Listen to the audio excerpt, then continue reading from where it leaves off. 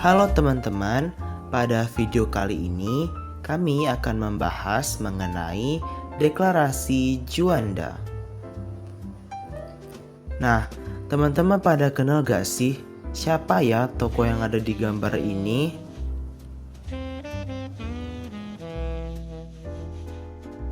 Ya, benar banget.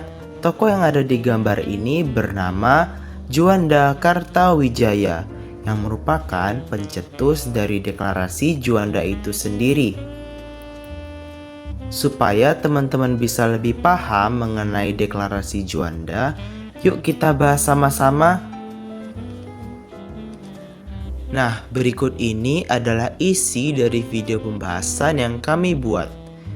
Yang pertama, apa itu deklarasi Juanda? Dan yang kedua, biografi Juanda. Dan yang ketiga, latar belakang deklarasi Juanda. Lalu yang keempat, perjuangan dalam memperjuangkan deklarasi Juanda. Lalu yang terakhir, dampak dari deklarasi Juanda. Deklarasi Juanda. Deklarasi Juanda adalah pernyataan resmi pemerintah Indonesia yang dikeluarkan pada 13 Desember 1957 mengenai wilayah perairan Indonesia. Deklarasi ini menegaskan bahwa Indonesia merupakan satu kesatuan wilayah Nusantara, di mana laut di antara dan di sekitar pulau-pulau di Indonesia merupakan bagian integral dari wilayah Indonesia. Pencetus. Deklarasi ini dinamai sesuai nama pencetusnya, yaitu Perdana Menteri Indonesia saat itu, Juanda Kartawijaya. Inti dari deklarasi Juanda adalah mengubah cara pandang terhadap wilayah laut Indonesia yang sebelumnya mengacu pada aturan kolonial Belanda. Wilayah laut sebelum deklarasi Juanda. Sebelum deklarasi Juanda, wilayah laut Indonesia hanya diakui sejauh 3 mil dari garis pantai setiap pulau berdasarkan Ordonansi 1939. Deklarasi Juanda mengubah hal ini dengan menyatakan bahwa laut di antara pulau-pulau adalah bagian dari wilayah kedaulatan Indonesia, bukan laut internasional. Dengan demikian, deklarasi Juanda menjadi landasan bagi konsep wawasan Nusantara yang memandang wilayah Indonesia sebagai satu kesatuan politik, ekonomi, sosial budaya, dan pertahanan keamanan. Deklarasi ini juga dapat menjadi cikal bakal pengakuan Indonesia sebagai negara kepulauan, archipelagic state, dalam hukum internasional. Nah, gambar ini merupakan gambar luas wilayah laut Indonesia sebelum dan setelah deklarasi Juanda disahkan. Gambar bagian atas menunjukkan luas wilayah laut Indonesia sebelum deklarasi Juanda disahkan nih teman-teman. Luas wilayah lautnya hanya 2 mil atau setara dengan 3,2 km dari daratan. Kecil banget ya ternyata. Hal ini yang menyebabkan banyak kapal asing yang seenaknya keluar masuk dari daerah perairan Indonesia, berdagang tanpa harus mengikuti peraturan. Lalu gambar bagian bawah menunjukkan luas wilayah laut Indonesia setelah deklarasi Juanda disahkan. Luas wilayah laut Indonesia bertambah 2,5 kali lipat dari 2.027.082 km persegi menjadi 5.193.250 km persegi. Perubahannya sangat besar ya teman-teman. Nah, selanjutnya kita akan masuk ke biografi sang pencetus, Bapak Juanda Kartawijaya. Biografi Juanda. Siapa sih Juanda Kartawijaya? Juanda Kartawijaya adalah seorang pahlawan nasional yang berjasa besar dalam kedaulatan laut Indonesia. Saat menjadi Perdana Menteri inilah, Juanda mengeluarkan deklarasi Juanda yang menjadi peneguhan kedaulatan Indonesia terhadap wilayah lautnya. Juanda Kartawijaya lahir pada tanggal 14 Januari 1911 di Tasikmalaya, Jawa Barat. Juanda merupakan anak pertama dari pasangan Raden Kartawijaya dan Nyi Monat. Ayah Juanda, yaitu Kartawijaya, bekerja sebagai seorang mantri guru di Hollands Inland School atau HIS, yaitu Sekolah Belanda untuk Pribumi. Pendidikan Juanda. Juanda memulai pendidikan dasar di HIS dan kemudian pindah ke sekolah untuk anak-anak Eropa, yaitu Eropa Europees Lager School atau ILS hingga tamat tahun 1924. Berikutnya, Juanda melanjutkan studi ke sekolah menengah Belanda, yaitu Huger Barge School te Bandung atau HBS. Di sini dia lulus tahun 1929. Kemudian, Juanda melanjutkan pendidikan tingginya di Technics Hogeschool School te Bandung atau THS yang sekarang menjadi Institut Teknologi Bandung atau ITB. Berikut merupakan sekolah-sekolah Juanda dari kiri ke kanan. Yang paling kiri ada Sekolah Kanak-kanak Eropa atau ILS. Yang di tengah ada Sekolah Menengah HBS. Dan yang paling kanan ada Perguruan Tinggi atau THS yang sekarang lebih dikenal dengan nama ITB. Juanda Kartawijaya aktif berorganisasi sebagai anggota Muhammadiyah dan Paguyuban Pasundan. Nah, jadi tidak perlu ditanya ya, apa sih agama dari Juanda Kartawijaya? Juanda merupakan Islam dari lahir. Kedua organisasi itu bukan termasuk organisasi politik. Juanda juga pernah memimpin salah satu sekolah Muhammadiyah.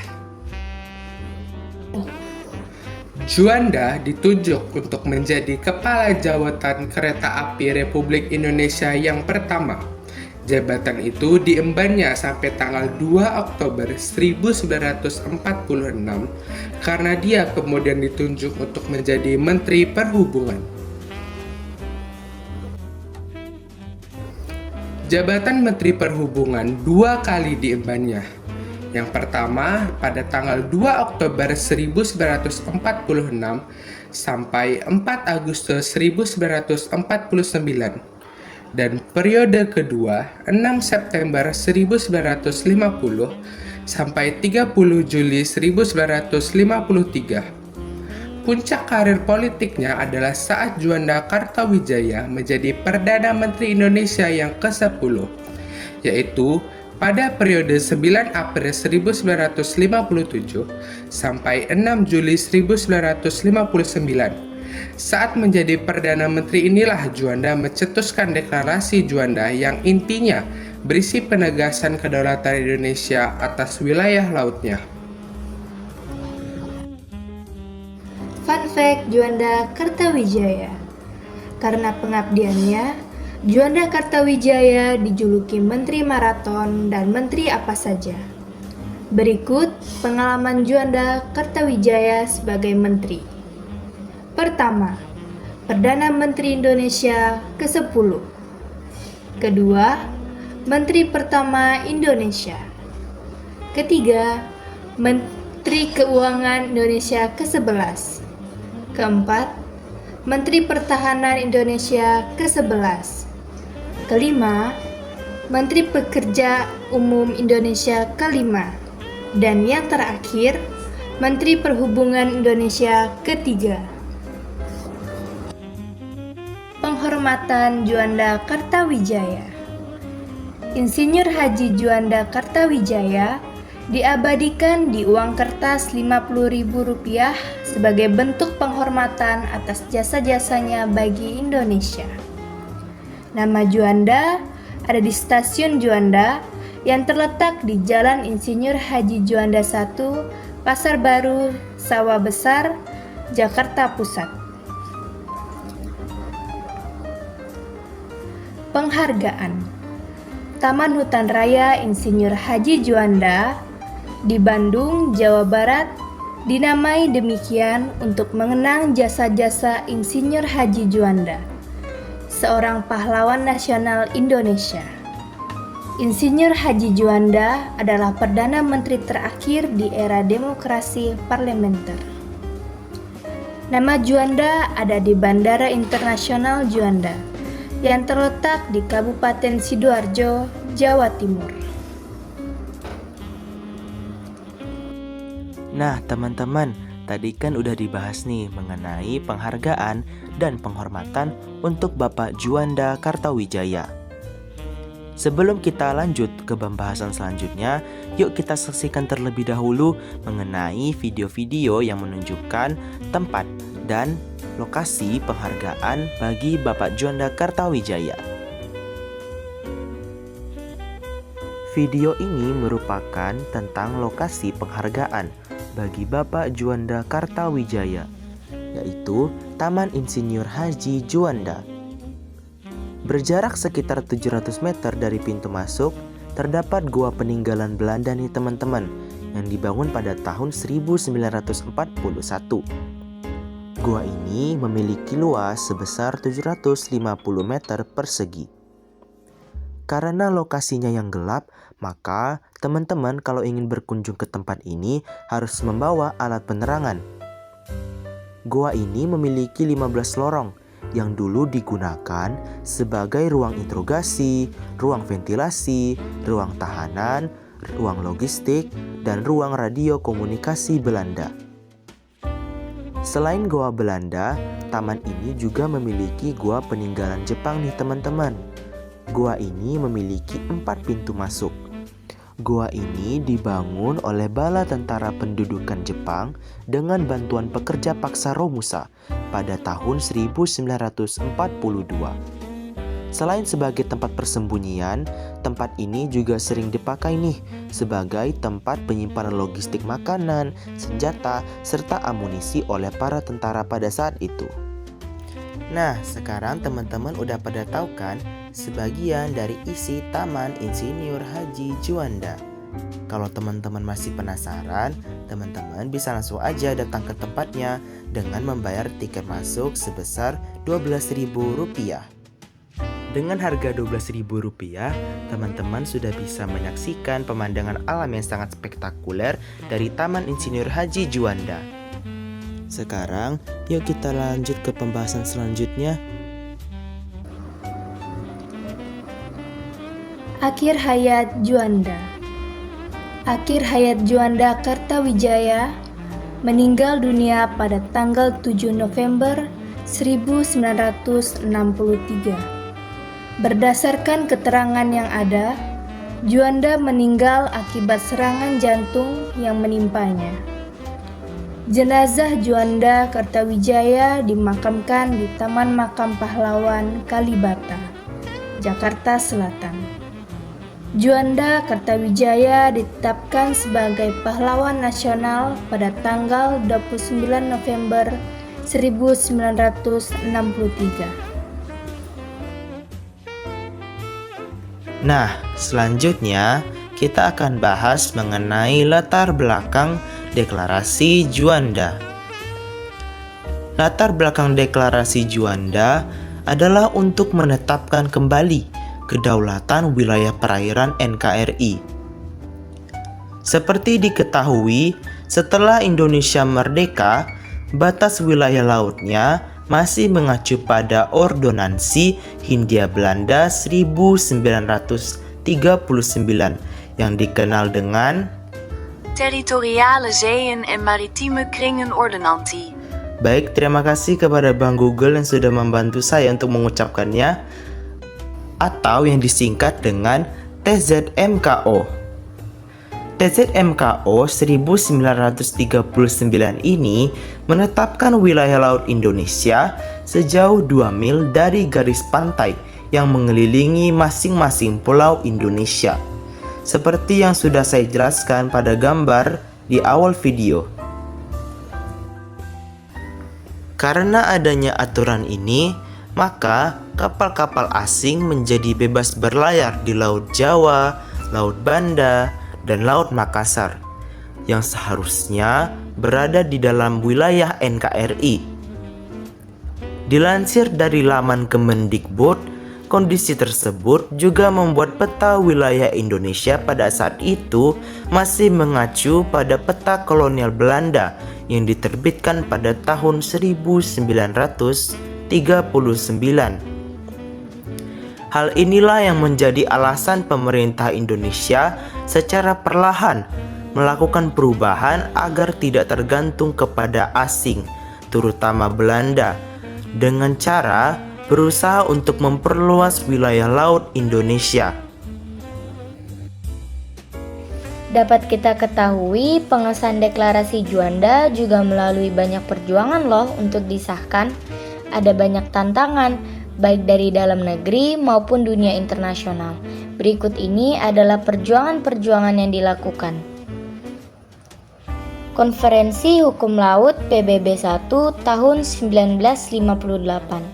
Indonesia mengajukan konsep negara kepulauan dalam konferensi ini, namun mendapatkan penolakan dari banyak negara. Usulan Indonesia dianggap terlalu radikal dan bertentangan dengan hukum laut yang berlaku saat itu. Pengesahan Undang-Undang Nomor 4/PRP/1960. Untuk memperkuat posisi diplomatik, Indonesia mengesahkan Undang-Undang tentang Perairan Indonesia yang mengukuhkan prinsip-prinsip deklarasi Juanda ke dalam hukum nasional. Konferensi Hukum Laut PBB 2 1960.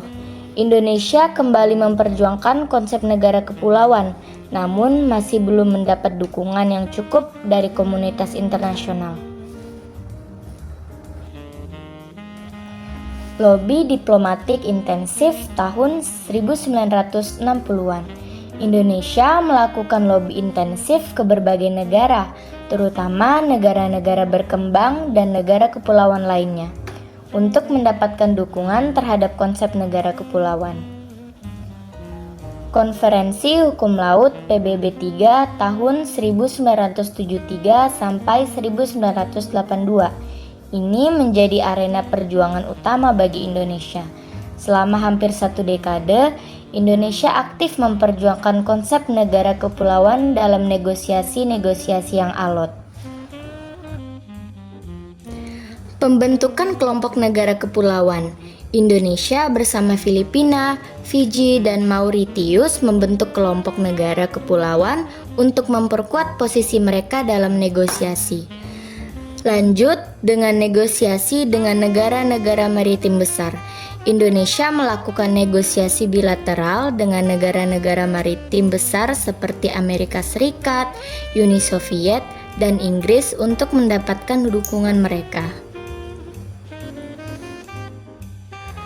Penandatanganan UNCLOS tahun 1982.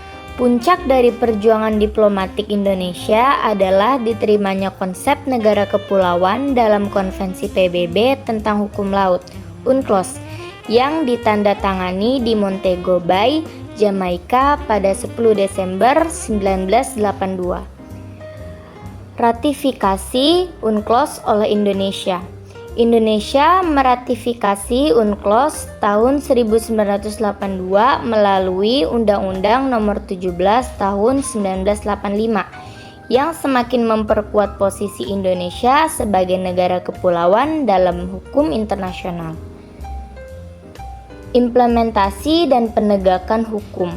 Setelah pengakuan internasional, Indonesia terus berupaya untuk mengimplementasikan dan menegakkan hak-haknya sebagai negara kepulauan, termasuk dalam hal perlindungan sumber daya laut dan penegakan kedaulatan. Wah, penuh perjuangan sekali ya usaha yang dilakukan. Kalau bukan karena perjuangan ini, mungkin peta Indonesia tidak seperti yang kita kenal sekarang. Kalian mau tahu nggak apa aja dampak dari deklarasi Juanda? Nah, Deklarasi Juanda membawa dampak yang sangat signifikan bagi Indonesia, baik secara internal maupun dalam konteks hubungan internasional. Berikut adalah beberapa dampak dari Deklarasi Juanda. Yang pertama, perluasan wilayah laut Indonesia. Dampak paling nyata adalah bertambahnya luas wilayah laut Indonesia. Dari semula hanya 2.027.087 km persegi, wilayah Indonesia bertambah menjadi 5.193.250 km persegi. Ini berarti peningkatan sekitar 2,5 kali lipat dari luas wilayah sebelumnya. Wah, lumayan banyak banget ya pertambahannya. Yang kedua, penegasan kedaulatan nasional. Deklarasi ini memperkuat kedaulatan Indonesia atas wilayah lautnya. Laut yang sebelumnya dianggap sebagai pemisah antar pulau, kini menjadi penghubung yang menyatukan wilayah Indonesia. Yang ketiga, peningkatan keamanan nasional. Dengan perluasan wilayah laut, Indonesia memiliki kontrol yang lebih besar atas perairan di sekitar pulaunya. Ini meningkatkan kemampuan untuk menjaga keamanan dan pertahanan negara dari ancaman eksternal. Yang keempat, potensi ekonomi yang lebih besar. Perluasan wilayah laut membuka potensi ekonomi yang sangat besar bagi Indonesia, terutama dalam hal sumber daya kelautan dan perikanan. Yang kelima, perubahan dalam hukum laut internasional. Deklarasi Juanda menjadi cikal bakal pengakuan konsep negara kepulauan dalam hukum laut internasional yang akhirnya diadopsi dalam UNCLOS 1982. Selanjutnya, penguatan identitas maritim Indonesia. Deklarasi ini memperkuat identitas Indonesia sebagai negara maritim, mengubah paradigma dari negara agraris menjadi negara yang berorientasi pada kelautan. Ketujuh, tantangan diplomatik. Meskipun membawa banyak keuntungan, Deklarasi Juanda juga menghadirkan tantangan diplomatik bagi Indonesia. Banyak negara awalnya menolak klaim Indonesia yang membutuhkan upaya diplomatik intensif selama bertahun-tahun. Kedelapan, perubahan dalam manajemen sumber daya laut. Dengan wilayah laut yang lebih luas, Indonesia harus mengembangkan kebijakan dan strategi baru dalam mengelola sumber daya lautnya. Kesembilan, pengaruh pada kebijakan pembangunan nasional. Deklarasi Juanda mempengaruhi arah kebijakan pembangunan nasional Indonesia dengan memberikan perhatian lebih besar pada sektor kelautan dan maritim.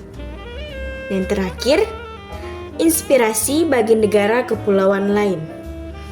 Keberhasilan Indonesia dalam memperjuangkan konsep negara kepulauan menjadi inspirasi bagi negara-negara kepulauan lain di dunia.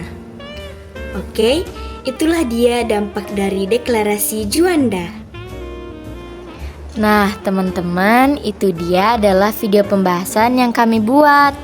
Banyak sekali ya perjuangan yang dilakukan oleh Bapak Juanda Kartawijaya. Beliau sangat berperan penting bagi bangsa Indonesia. Sebagai generasi penerus bangsa, kita harus menghormati dan mengimplementasikan nilai-nilai yang bermanfaat dari para pahlawan.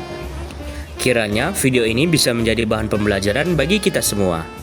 Dadah!